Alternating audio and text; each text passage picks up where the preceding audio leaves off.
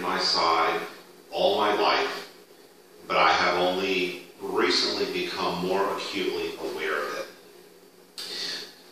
But to give you some perspective, let me go back to the beginning, way back to my elementary school days. And I don't know if what happened influenced me in any way, but I do remember an interesting exercise where a teacher, I don't even think it was our own teacher, came to our classroom and asked one student to step outside so he could not be privy to the discussion. I believe his name is Jeffrey. Well, anyway, Jeffrey was outside. While he was outside, the rest of us and the teacher started talking.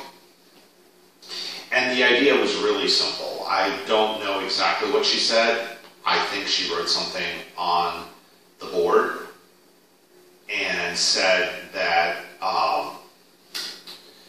the sky is green. It's not blue. Something like that. I don't remember. But anyway, she told us that when Jeffrey was to re-enter the classroom, she was going to ask us what color the sky was, and we were to say that the sky is green. All of us. And that's what we did. And Jeffrey, of course, had not heard any of this, and he didn't know what was going on inside. All he knew was that what he always knew to be true was being denied by the entire classroom. Everybody was saying that the sky is green when he knew that the sky was blue. And I remember him looking around the room like, you know, are you people for real? What's going on here? He couldn't believe it. And then we all got a big laugh out of it when it was revealed that we had played a little joke on him. And the whole point was that many of us eventually tend to succumb to peer pressure, to be part of the group, to agree with what everybody else is saying. And I think Jeff's reaction eventually was, yes, the sky is green, after it had been said so many times by the rest of the classroom. And I've never felt it important to agree with everyone else. But I always wanted to belong. You know, and I think that is part of human nature. We all want to be part of a group. And, you know, it doesn't matter to me that people think differently than I do. What matters to me is that I be accepted, despite having a different point of view.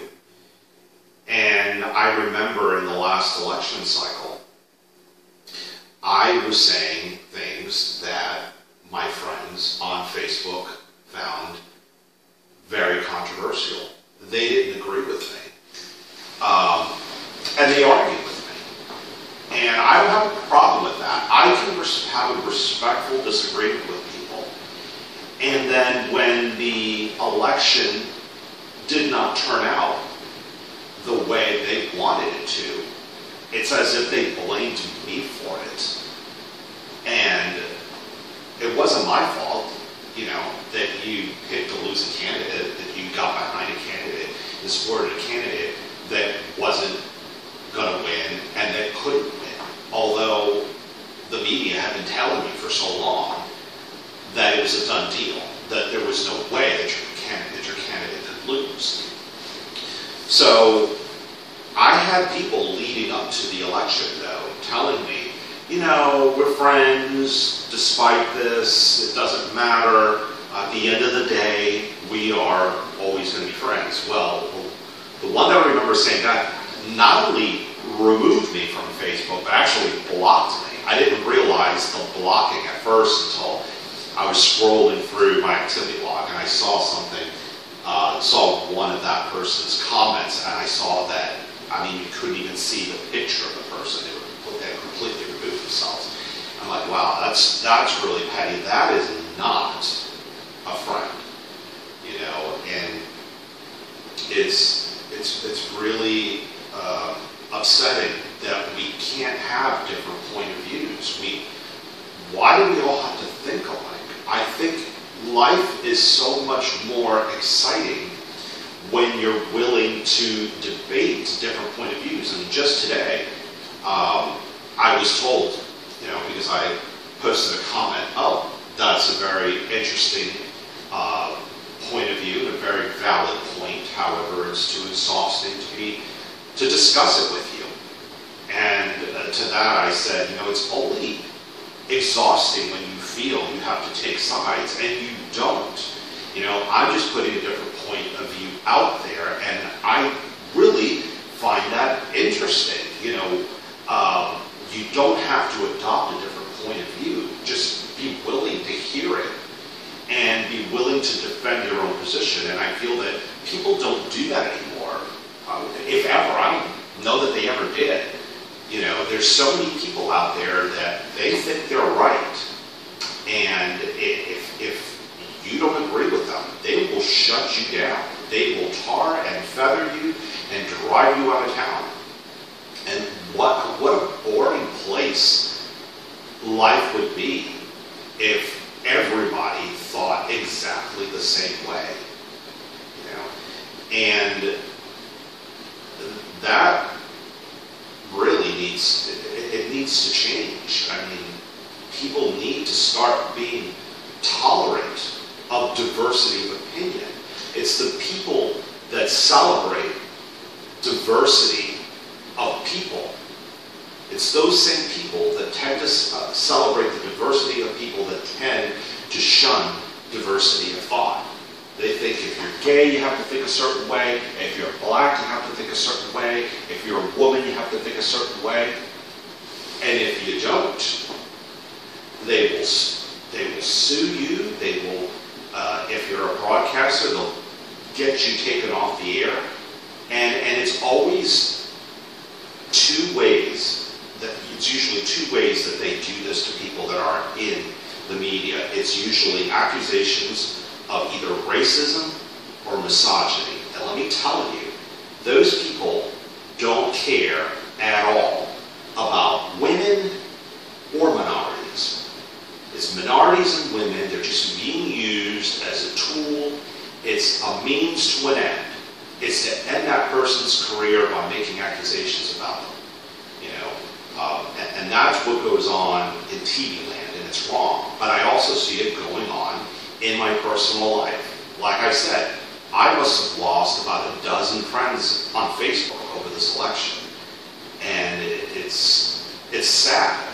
You know, I used to think that I was right and you were wrong. And I don't think that way. I would like to think that I have a better view of things, and I'd like to persuade you to agree with me, but you don't have to. I'm not going to get angry with you. And I would hope that you wouldn't get angry with me just because I see things differently than you do. I think if you are right, you should be willing to defend your position without getting angry instead of telling me to go away and shut up. So, when you talk to people, just, you know, try to be a little tolerant. Try to get people to explain why they feel the way they do. Don't cling to your perceived notions of the way life works and the way things ought to be. You know, be willing to reevaluate your position. You know, don't take ownership of something to the degree where you can't ever let it go. And that's all that I have to say on the subject. I appreciate you taking the